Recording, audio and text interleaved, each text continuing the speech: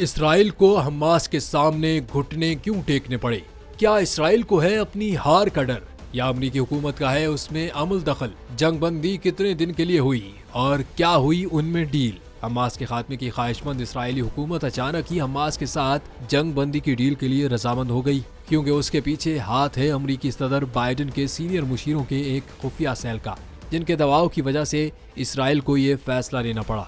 अमरीकी जरीदे की रिपोर्ट के मुताबिक सदर बाइडेन की पार्टी के अरकान हद से ज्यादा इसराइली हिमायत की अमरीकी पॉलिसी और गजा में बढ़ती हुई सिविलियन हलाकतों पर नाराज हैं, जबकि फलस्तीन के मामले में सदर बाइडेन की मकबूलियत में कमी आ रही है, जो कि अगले साल के सदारती इंतखाब पर असरअंदाज हो सकती है। इसीलिए बाइडेन इंतजामिया ने इसराइल पर दबाव डाला। इसके अलावा ये भी कहा जा रहा है कि जंगबंदी की डील इस बात की भी अक्कासी करती है कि व्हाइट हाउस और इसराइली वज़ीर आज़म नेतन्याहू के दरमियान खलीज बढ़ रही है।